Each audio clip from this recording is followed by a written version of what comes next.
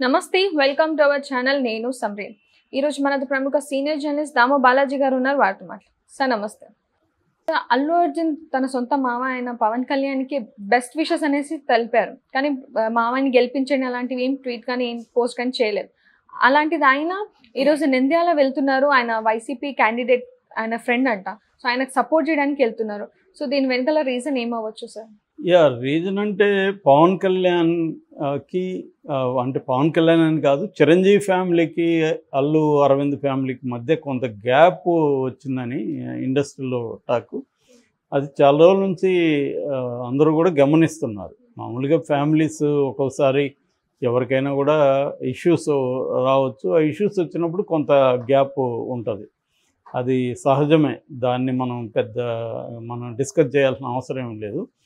But ఇక్కడ ఎందుకంటే పాలిటిక్స్కి వచ్చేసరికి ఫ్యామిలీస్ని కూడా పాలిటిక్స్లోకి లాగే పరిస్థితి వచ్చేసింది. మామూలుగా అయితే పవన్ కళ్యాణ్ రాజకీయాల్లోకి వచ్చిన తర్వాత ఆ ఫ్యామిలీలో ఎవరు కూడా రాజకీయాలకి పవన్తో పాటు జనసేనలో చేరడమో ఏది జరగల. ఓన్లీ వాళ్ళ అన్నయ్య నాగబాబు, అది కూడా చిరంజీవి పంపించాడు, వీడిని కొంత చూసుకోరా నువ్వు దగ్గరుండి అని అంటారు అన్నమాట. ఎందుకంటే పవన్ కళ్యాణ్ ఒక్కొక్కసారి ఎమోషనల్గా ఎట్లా అంటే అట్లా మాట్లాడేయడం అవన్నీ ఉన్నాయి కాబట్టి కొంత బ్యాలెన్స్ చేస్తాడు నాగబాబు ఉంటే అని నాగబాబుని పవన్ కళ్యాణ్ కోసమే చిరంజీవి పంపించాడు అనేది మనకు వినబడే మాట.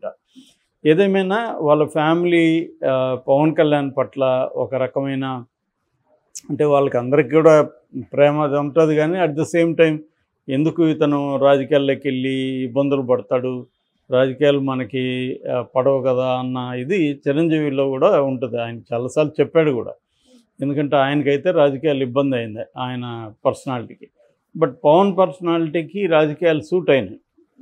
అంటే పవన్కి ఏంటంటే ఏదో నేనేదో ఒక చేయాలి, నేనంటూ ఒక ట్రెండ్ క్రియేట్ చేయాలి రాజకీయాలు, ఇట్లాంటివి ఉన్నాయి. కానీ ప్రాక్టికల్గా వచ్చినప్పుడు పవన్ కళ్యాణ్ చేసింది అయితే ఏమీ లేదు పెద్దగా. అతను కొత్తగా మార్పు అంటే రాజకీయాల్లో ఫర్ ఎగ్జాంపుల్ ఇప్పుడు కేజ్రీవాల్ ఉన్నాడు, అతను చాలా విషయాల్లో మార్పు తీసుకురాగలిగాడు.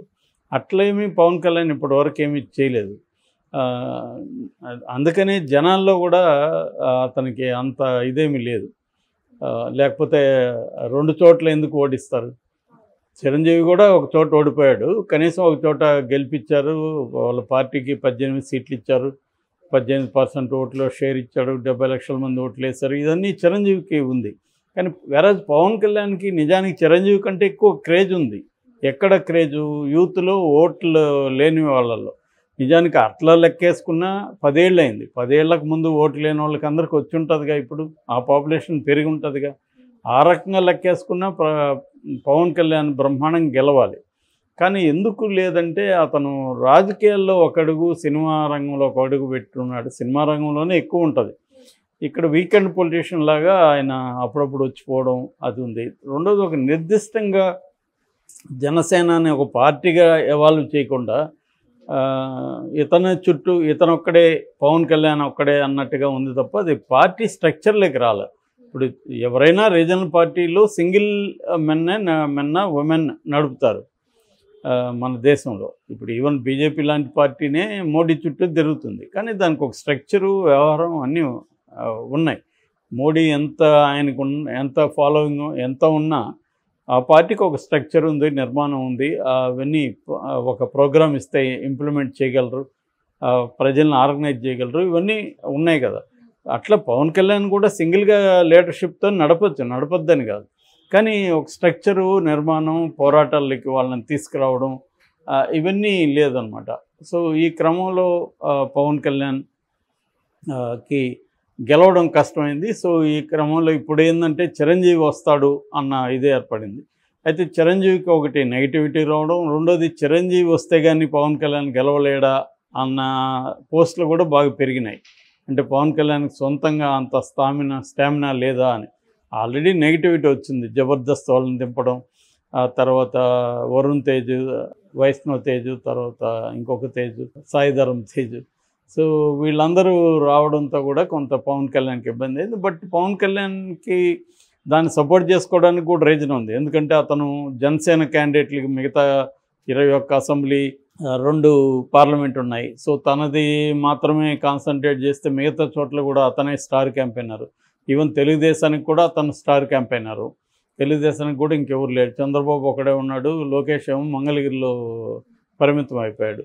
సో అందుకని అవన్నీ చేయాలంటే పిఠాపురంలో తన తరపున ఎవరో ఉండాలి. కాబట్టి అది తెచ్చుకున్నాడు. దాంట్లో ఏం తప్పు లేదు.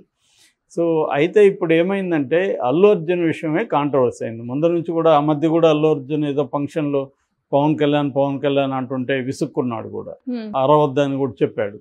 తనకు ఆ చికాకు వచ్చింది. సో ఈ క్రమంలో నిన్న అది కూడా చాలా ముందుగా కూడా ఇవ్వలేదు. నిన్న విషెస్ చెప్తూ ఇచ్చాడు. అందులో క్లియర్గా ఏంటంటే మీతో అసోసియేట్ అవ్వడం ప్రౌడ్గా ఫీల్ అవుతాం. ఒక ఫ్యామిలీ మెంబర్గా మిమ్మల్ని సపోర్ట్ చేస్తున్నాను, బెస్ట్ విషెస్ తెలియజేస్తున్నాను అన్నాడు తప్ప తన అభిమానులకు కానీ ప్రజలకు కానీ పిలుపు ఇవ్వలేదు. పవన్ కళ్యాణ్ ఎన్నుకోండి, పిఠాపురంలో పవన్ కళ్యాణ్ కనీసం మామూలుగా అయితే జనసేన క్యాండిడేట్ని ఎన్నుకోండి ఇవ్వాలి.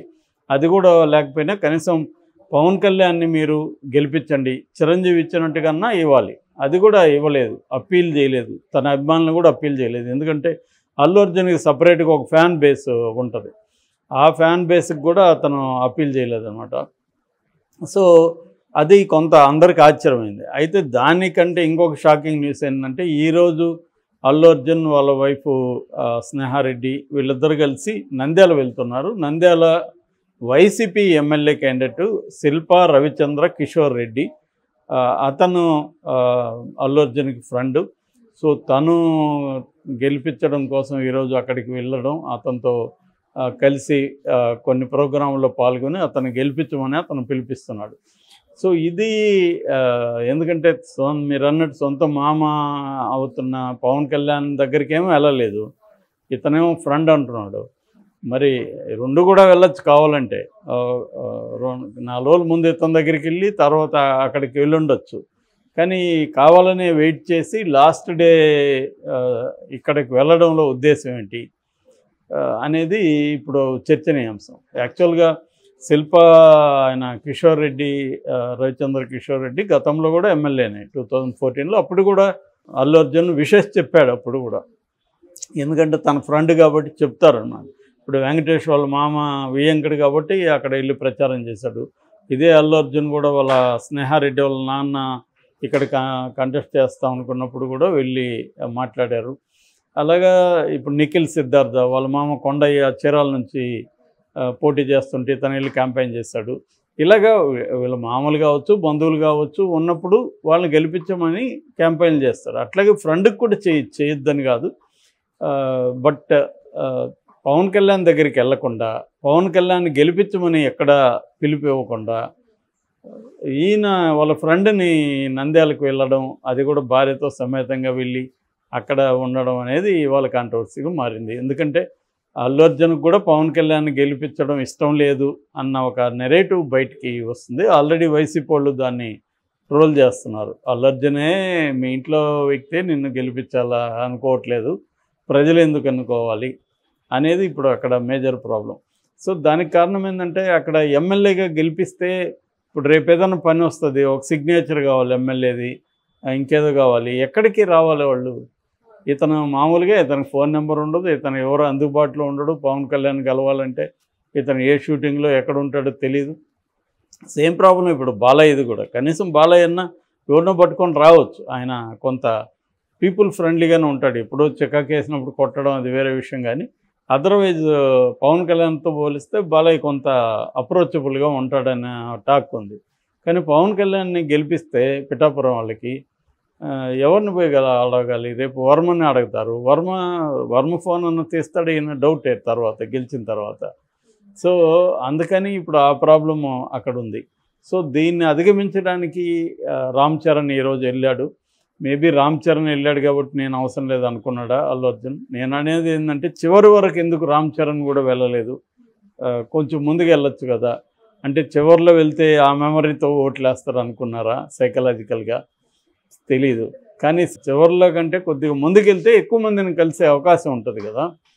అది కాకుండా చివరిలో వెళ్ళి పెద్దగా కలవలేక ఏం జరుగుతుందని చూడాలి. ఏదేమైనా అల్లు అర్జున్ కొద్ది కాంట్రవర్షియల్గానే ఉంటుంది ఆయన థ్యాంక్ యూ. బిహేవ్.